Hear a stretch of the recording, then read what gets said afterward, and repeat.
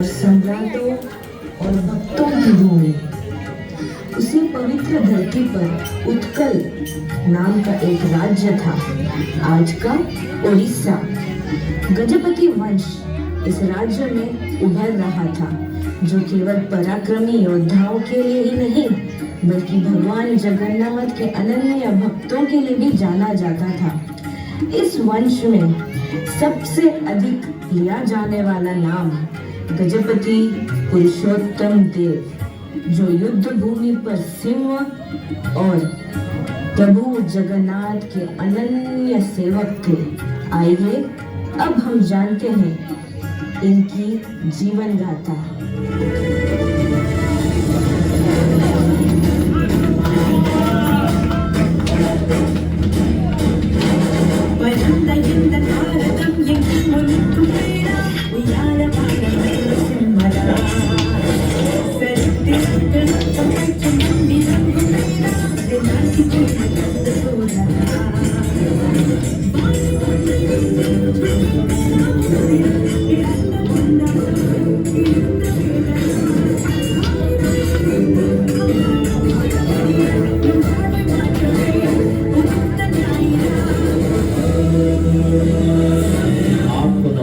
महाराज पुरुषोत्तम देव, आपका शौर्य गजपति वंश की महान परंपरा का प्रतीक है।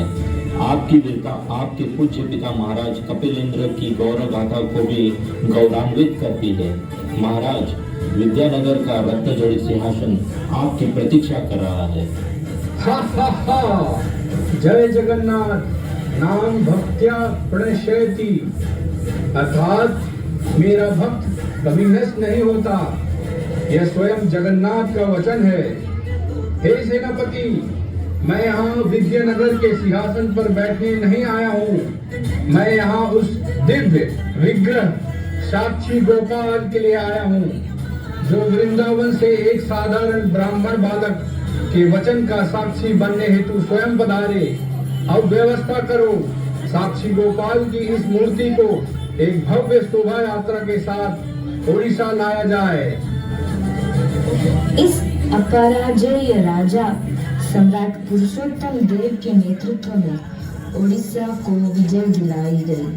वह युद्ध में अजेय थे और अपनी प्रजा के लिए महाराज जनक के समान न्यायप्रिय। उन्होंने सिर्फ अपने राज्य क्या ही नहीं बल्कि अपने प्रजा के दिलों में भी जगह बना ली थी। लेकिन इस महान राजा के हृदय में केवल एक ही व्यक्ति था, संपूर्ण ब्रह्मांड के स्वामी श्री जगन्नाथ। जगन्नाथ स्वामी, जगन्नाथ स्वामी, जगन्नाथ स्वामी, जगन्नाथ स्वामी।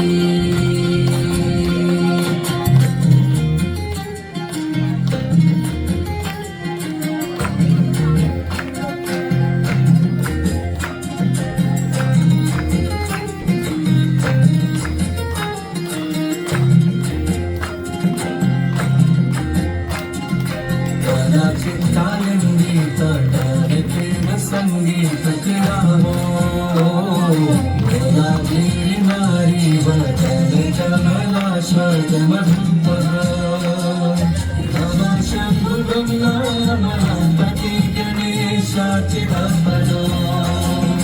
जगन्नाथ स्वामी नयन पथगामी भवत में।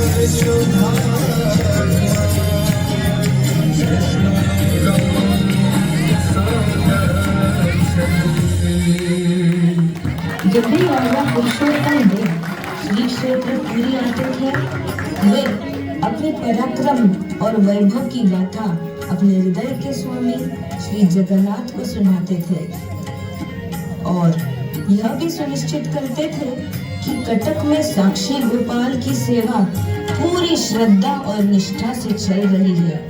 यह युग उड़ीसा के लिए स्वर्णिम युग था। एक दिन महाराज और महारानी पद्मावती साक्षी गोपाल के मंदिर में पहुंचे। जैसे ही रानी ने भगवान का आकर्षक रूप देखा, वह प्रभावित हो गई और प्रभु को एक सुंदर आभूषणों से लादने की इच्छा रखी। मन ही मन उन्होंने भगवान को हार, कंगन, मुकुट सब अर्पित करना चालू कर दिया। लेकिन जब भी उन्होंने नथ पहनाना चाहा, तो उनके मन में विचार आया, अरे साक्षी गोपाल तो बालक है, उसके नाक में नथ नहीं पहनाई जा सकती, उसके नाक में तो छेद ही ना हो। लेकिन उसी रात कुछ चमत्कारी घटना घटी।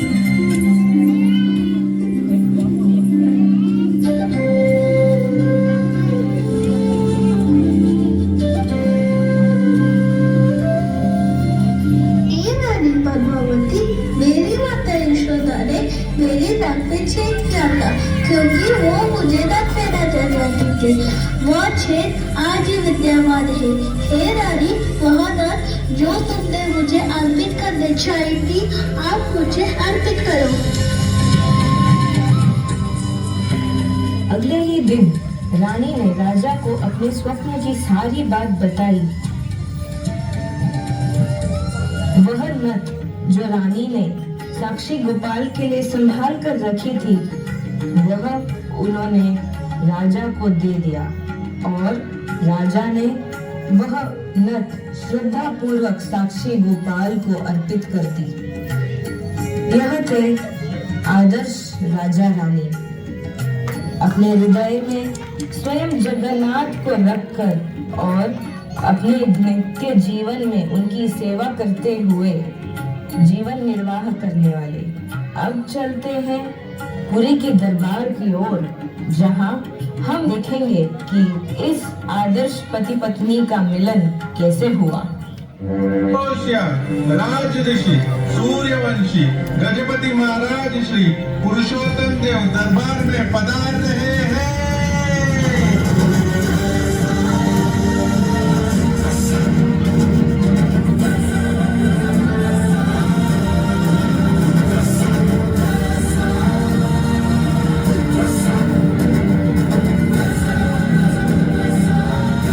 हे महाराज, आपको प्रणाम। भगवान श्री जगन्नाथ की कृपा से हमारा राज्य चारों दिशाओं में फैल रहा है। हमारे सभी मंत्री अपने अपने कामों में पूरी निष्ठा से लगे हुए हैं। उड़ीसा की प्रजा समृद्ध हो रही है, हर दिशा में खुशहाली दिख रही है। आपकी न्यायप्रिय शासन व्यवस्था से प्रजा बहुत प्रसन्न है। हाँ महामंत्री जी, मैं आपसे सहमत हूँ, लेकिन सब कुछ केवल भगवान जगन्नाथ की कृपा से ही संभव हुआ है। किंतु महामंत्री, आपने उस स्थान की व्यवस्था का उल्लेख नहीं किया जो मेरे हृदय के सबसे निकट है।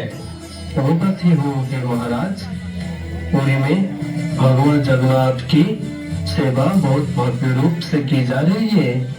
पंडितगण श्रद्धा और भक्ति के साथ पूजा और सेवा में लगे हुए हैं। तीर्थयात्रियों की सेवा अच्छे से हो रही है और आनंद बाजार में महाप्रसाद की वितरण भी अच्छी व्यवस्था के साथ हो रहा है। यही है गजपति वंश का धर्म, श्री जगन्नाथ की सेवा। हमारा शासन किसी सांसारिक लालसा के लिए नहीं, बल्कि प्रभु के चरणों की सेवा के लिए है। सेनापति, अब अगला अभियान क्या है? महाराज, अब हमें काशी की ओर कूच करना है, वो खोया हुआ राज्य जो हमारा था। सेनापति, हमारी परंपरा के अनुसार पहले हम शांति दूत भेजेंगे। यदि कांची के राजा साल नरसिंह हमारी बात नहीं मानते तो फिर युद्ध अटल है, इसलिए सेना को तैयार किया जाए।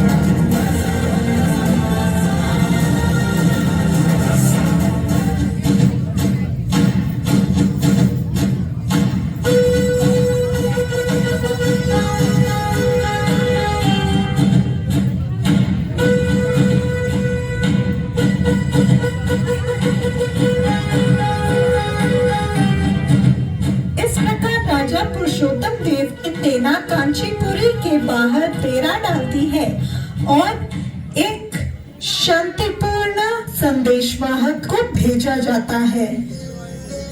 राजा को प्रणाम। ओडिशा से एक शांति दूत आपसे भेंट करना चाहता है। हाँ, उसे भीतर भेजो।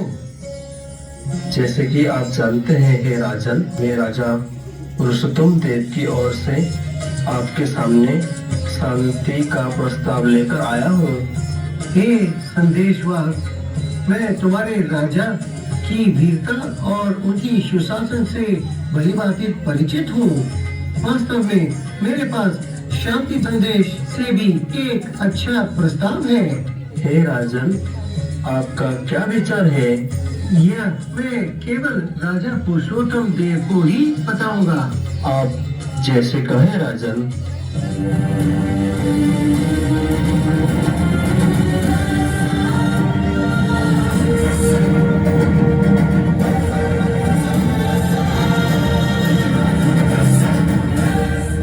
आज कांचीपुरम जन्म हुआ, जो एक राज ऋषि जैसे गजपति ने पधार कर इनका सम्मान बढ़ाया है। यह मेरा सौभाग्य है हे राजन। मैं उस विशेष संदेश के लिए यहाँ आया हूँ जिसे आपने मेरे लिए ही सुरक्षित रखा है।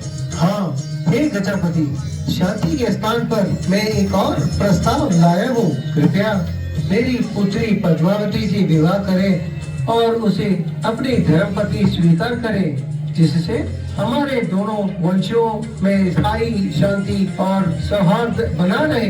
मैं भी युद्ध नहीं शांति चाहता था। यदि यह गठबंधन हमारे राज्यों में शांति लाएगा तो मैं गजपति पुरुषोत्तम देव इस प्रस्ताव को सहज स्वीकार करता हूँ।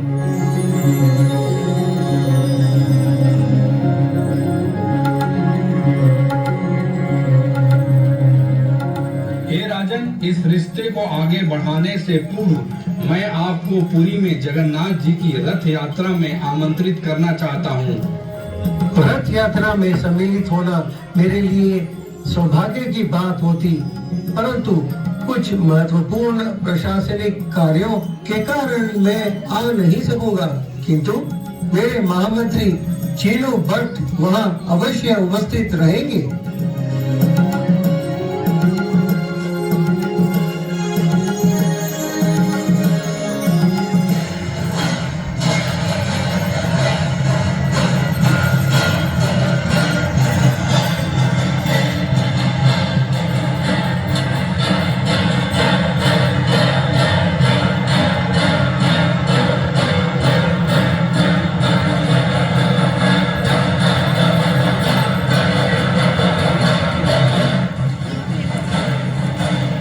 दिन बीत गए और रथ यात्रा की पवित्र दिन आ गया। कांचीपुरम के महामंत्री चानू भट्टा भी शांतिपूर्ण तरीके से उत्सव में शामिल हुए। वहां उन्होंने एक अद्भुत दृश्य देखा। स्वयं गजपति पुरुषोत्तम देव सोने के झाड़ू से उस रास्ते की सफाई कर रहे जहां से भगवान जगन्नाथ का रथ गुजरना था। ये देखकर महामंत्री चानू भट्टा को गहरा अपमान महसूस हुआ। एक सम्राट को ऐसे काम करते देखकर वे क्रोधित हो गए। ये विचार अपने मन में लेकर वह तुरंत कांची चले जाते हैं और साल्व नरसिम्हा को सारी बातें बताते हैं। राजा साल्व नरसिम्हा यह सुनकर क्रोधित हो जाते हैं। नहीं, कांची के दामाद को एक सड़क साफ करने वाला नहीं बनाया जा सकता। ये तो राजसी सम्मान के अपमान है। क्या ओडिशा के राजाओं ने युद्ध करना भूल गए हैं जो अब ऐसे कुछ कार्यों में लगे हैं? कांची के राजा पुरी आते हैं और दोनों राजाओं के बीच युद्ध छिड़ जाता है। युद्ध के दिन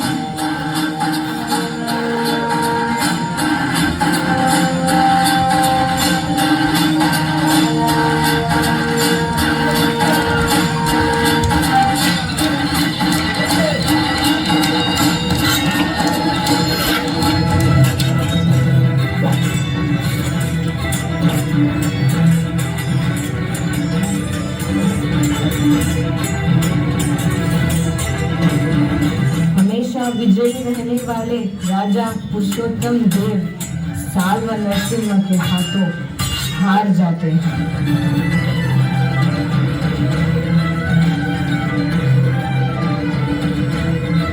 गजपति राजा दुखी हो जाते हैं और आश्चर्यचकित रह जाते हैं कि भगवान जगन्नाथ का सेवक होते हुए भी वह कैसे पराजित हो गए। जब वह इस विचार में डूबे हुए होते हैं तब एक रहस्यमय साधु उनके सामने प्रकट हो जाता है और वह उन्हें याद दिलाता है कि इस बार उन्होंने युद्ध पर जाने से पहले जगन्नाथ की अनुमति नहीं ली, इसीलिए उन्हें साल्व नरसिम्हा के हाथों पराजित होना पड़ा। साधु की यह बात सुनकर राजा तुरंत पुरी जाते हैं और जगन्नाथ के चरणों में अपना दुख और पश्चाताप प्रकट करते हैं।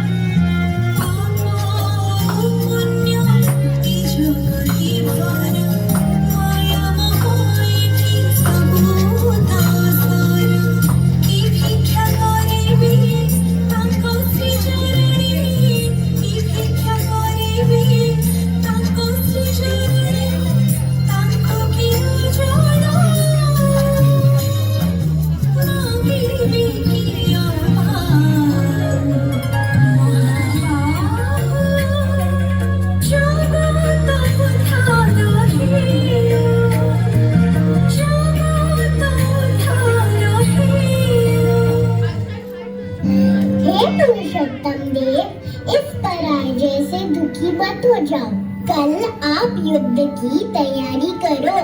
मैं आपको और भैया बलदेव आपके साथ चलेंगे। अब यह युद्ध में ओडिशा और कांची के बीच नहीं बल्कि मेरे और साल्व नरसिम्हा के बीच है। भगवान से विजय का आश्वासन प्रकार राजा पुरुषोत्तम देव अगले दिन युद्ध की तैयारी करते हैं।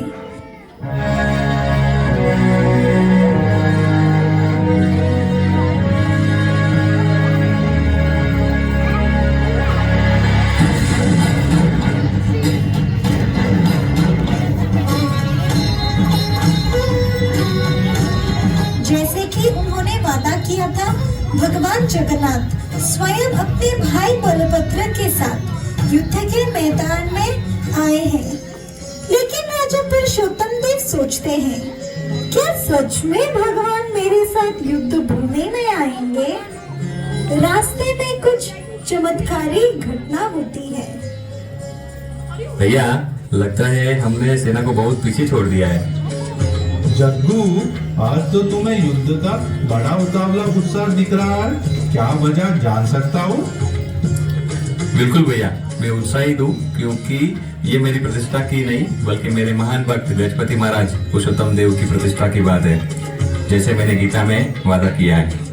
जानता हूँ जग्गू, मेरा भक्त कभी नष्ट नहीं होता। भैया, मुझे प्यास लगी है, जब तक सेना पास आती है क्या कुछ पी सकते हैं?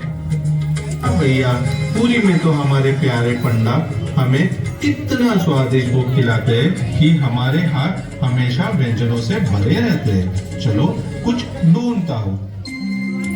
भैया, वो बूढ़ी माता को देखो, लगता है वो मट्ठा बेच रही है। चलो प्यास बुझा ले। आई, क्या ये मट्टा है? क्या हमें थोड़ा मिलेगा? हम प्यासे हैं। हाँ बेटा, हाँ, लो, पी लो, जितना चाहो उतना पियो।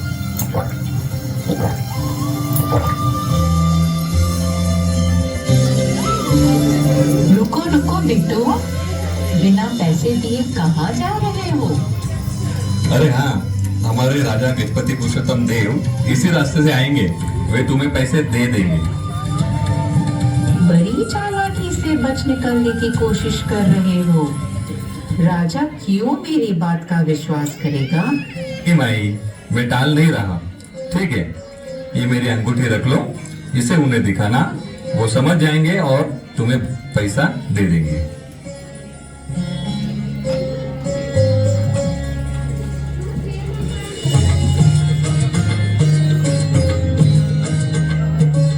रुकिए, अरे महाराज रुकिए। आपके दो सिपाही, दो सुंदर नवयुवक मेरा सारा मट्ठा पी गए और बोले कि आपसे पैसे ले लो। दो नवयुवक मठ? माई, मैं कैसे विश्वास करूं तुम्हारी बात का? हाँ हाँ, उन्होंने मुझे यह अंगूठी दी थी। जय जगन्नाथ। माई, क्या तुम्हें पता है कि तुमने किसकी सेवा की थी? आपका मतलब श्री क्षेत्रपुरी के भगवान से है? हाँ माई, हाँ, यही तो है हमारे भगवान। माफ कीजिए प्रभु, मैंने आप पर शंका की, लेकिन आपने अपना वचन निभाया। मैं धन्य हूँ प्रभु, मैं धन्य हूँ। इसके बाद गणपति महाराज पूरे जोश और विश्वास के साथ कांची की ओर रवाना होते हैं।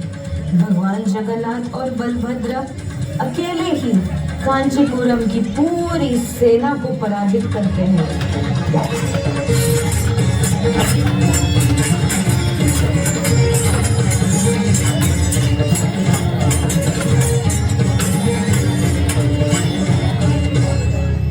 राजा साल्व नरसिम्हा गजपति महाराज पुरुषोत्तम देव के सामने आत्मसमर्पण कर देते हैं और अपनी बेटी का विवाह बड़े धूमधाम से राजा से करवाते हैं। कुछ समय के बाद यही रानी पद्मावती एक प्रभावी पुत्र को जन्म देती है, गजपति प्रताप रुद्रदेव, जो आगे चलकर चैतन्य लीला में बड़ी ही अहम भूमिका निभाते हैं।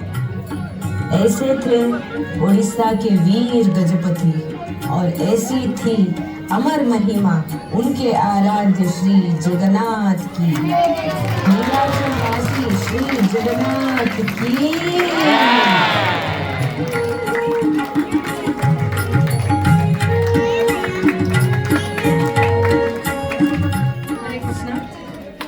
So I'll just introduce the characters. Purushottam Dev was played by Ashish Prabhu. Mahamantri of Purushottam Dev and the Shanti Dut. And Senapati were played by Mitesh Prabhu and Ramesh Prabhu. Hari Bol. Hari Bol. Our Rani Padmavati was Drishti Mataji. Hari Bol. Salva Narasimha was played by Dinesh Prabhu. Hari Bol. Chinnu Bhatta was Deepak Prabhu. Hari Bol.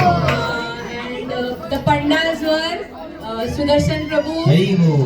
Srinivas Prabhu and Ratotsav Prabhu. Ratotsav Prabhu played double role. One was Sainik and Panda. So we have two Sainiks, Rajiv Prabhu and Ratotsav Prabhu. Hari Bol. These are our kids. Moksha was Jagannath. Hari Bol. Shri was Balram. Hari Bol.